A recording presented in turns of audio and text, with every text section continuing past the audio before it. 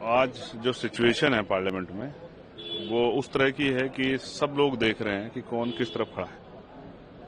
जैसे कल से चला है कि आर पार, मैं आर पार नहीं कहूंगा कि ये एक ऐसा समय है कि देश में जो कमजोर तबका है वो सबकी तरफ देख रहा है कि आज उनके साथ कौन खड़ा होगा, या कौन सिर्फ उनसे राजनीतिक लाभ चाहता है, या कौन उन जो है सिर्फ उनसे झूठे वादे कर रहा था, किसको वोट देके वो गुमराह हुए हैं, ठगे गए। ये सब देखने का समय है और पूरे देश का ध्यान आज पार्लियामेंट की तरफ है। मैं शुरू करूंगा उन लाइनों से कि जलते घर को देखने वाले, फूस का छप्पर आपका है, आग के पीछे तेज हवा है, आगे मुकद्दर आपका है।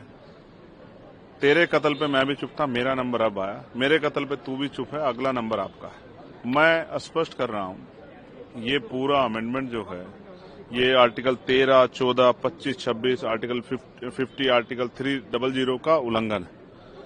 ये धार्मिक स्वतंत्रता का ऊपर जो है प्रहार है। ये उनकी वक्फ की जो संपत्तियों पर, उन पर मुसलमानों के अधिकार के ऊपर प्रहार है। ये उनके जो है उनके ऊपर जो है जबरन अपनी विचारधारा को थोपने का और उनके अधिकारों को लूटने का जो है और वक्फ की संपत्ति को लूटने का जो है, ये एक तरह का जो है पूरा जो है सरकार ने एजेंडा बना। इसलिए हम लोग इसको अपोज कर रहे हैं क्योंकि संविधान के खिलाफ है। जिस समय देश आजाद हुआ तो इस देश में रहने वाले उन जो हक वंचित समाज है, उनमें भी जो कमजोर वर्ग के लोग हैं, जो अल्पसंख्यक लोग हैं, उनके लिए ये तय हुआ था कि उनके सम्मान की और उनके अधिकार रक्षा की जाएगी।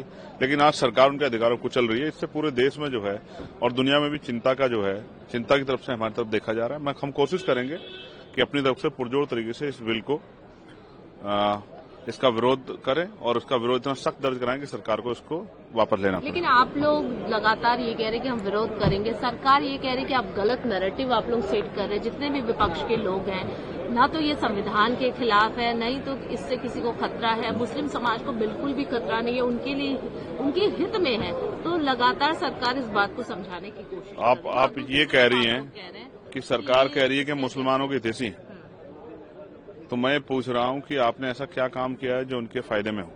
क्या आपने उसके बच्चों को पढ़ने के लिए स्कॉलरशिप दी है? क्या आपने उनको जो है रिजर्वेशन का लाभ दिया है? क्या आपने उनको जो है वो जॉब्स दी हैं? क्या आपने उनके आर्थिक सशक्तिकरण के लिए उनको कुछ सब्सिडी दी है? क्या आपने जो है जिस तरह से आपकी सरकारों ने के घरों बुलडोजर चलाए, उनको डराने का काम किया, उनके तीज त्योहारों पर जिस तरह का आपने माहौल बनाया, ये सब चीजें स्पष्ट करते हैं कि सरकार इन वर्गों के हितैषी नहीं है।